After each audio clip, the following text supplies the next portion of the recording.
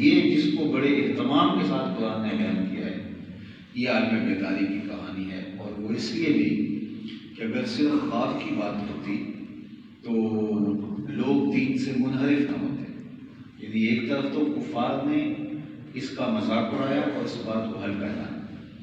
دوسری جانب جو کچے لوگ تھے ابھی تازہ اسلام لائے تھے وہ دوبارہ منحرف ہو گئے، کئی لوگوں نے ارتداد کا رستہ اختیار کر لیا۔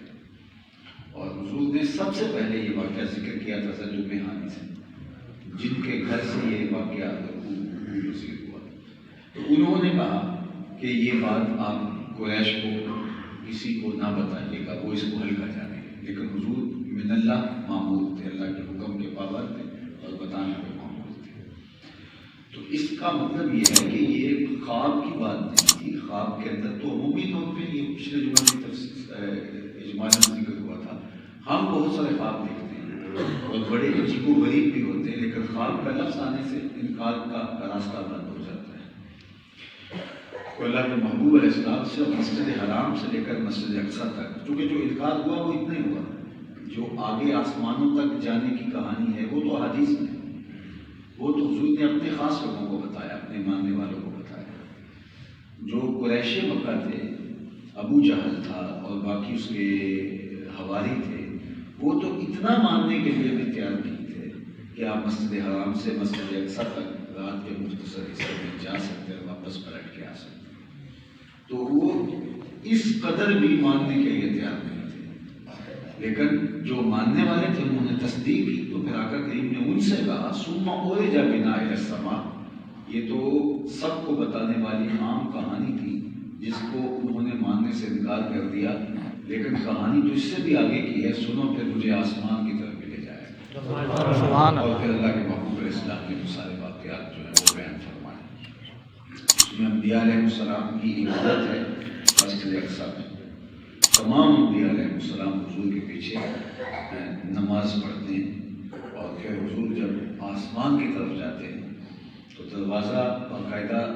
حدیث پاک میں جو حضرت مالک بن صعصعہ سے مروی ہے کہ دروازہ دستک دی گئی آسمان کے دروازے پر۔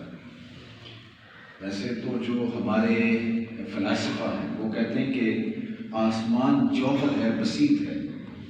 اور اس میں خلق و التیام ممکن ہے، یعنی اس کے اندر سے گزرا نہیں جا سکتا، کوئی اس کے اندر پھٹن نہیں ہو سکتی، اس کے اندر سوراخ نہیں ہو سکتا۔ اور یہ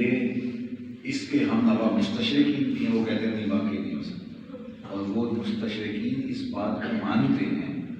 کہ حضرت آدم جنت سے زمین پر تشریف لائے۔ صرف معتزلہ ہیں جو جنت کو کہیں زمین میں کسی گوشے میں مانتے ہیں، باقی جنت کو آسمانوں کے اوپر سارے مانتے ہیں، تمام الہامی مذاہب۔ تو یہ وہ اس بات پہ قائل ہے کہ آسمان سے حضرت آدم علیہ السلام زمین پہ ماں حضرت حوا تشریف لائے، تو جب حضرت آدم علیہ السلام آسمان سے زمین پہ آ سکتے ہیں تو جو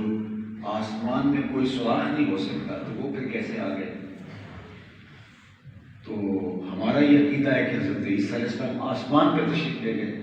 حضرت ادریس آسمان پہ تشریف لے گئے، جبریل امین بارہا آنا جانا آسمانوں پہ ان کا رہا، تو یہ کیسے چلے گئے اور وہ کیسے آ گئے؟ جب حضرت آدم علیہ السلام آ سکتے ہیں، حضرت عیسیٰ جا سکتے ہیں، تو میرے حضور آ بھی سکتے ہیں، اور یہ خلق و التیام جو ہے وہ ناممکن ہے۔ لیکن جو حدیث میں مالک بن صعصعہ سے مروی ہے وہ باقاعدہ ذکر دروازوں کا ہوا، اور دروازہ جا کے دستک دی جبریل نے، تو پوچھا کون؟ تو کہا جبریل، کہا من معک، آپ کے ساتھ کون؟ تو انہوں نے حضور کا نام لیا صلی اللہ علیہ وسلم۔ تو انہوں نے کہا کہ آپ کو ان کو بلانے کے لیے بھیجا گیا تھا، انہیں بلایا گیا، کہا ہاں بالکل، تو دروازہ کھولا گیا۔ تو کہتے ہیں جب دروازہ کھلا اور میں دروازے سے گزرا تو حضرت آدم علیہ السلام تھے۔ جبریل نے کہا کہ یہ آپ کے والد ہیں، آپ کے جو ہے وہ بزرگوار ہیں، آپ ان کو سلام کیجیے۔ تو حضرت آدم علیہ السلام کو حضور نے سلام کہا تو انہوں نے کہا مرحبا یا ابن صالح، کہ پاکیزہ بیٹے کو خوش آمدید، نبی صالح اور پاکیزہ پیغمبر کو خوش آمدید۔ پھر اس کے بعد دوسرے آسمان پہ گئے تو دوسرے آسمان پہ پھر پیغمبروں سے ملاقات ہوئی، اور پھر تیسرے آسمان پہ ملاقات ہوئی دوسرے آسمان پہ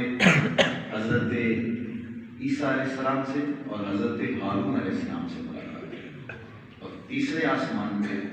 حضرت یونس علیہ السلام سے ملاقات ہوئی، چوتھے آسمان پہ حضرت ادریس علیہ السلام سے ملاقات ہوئی،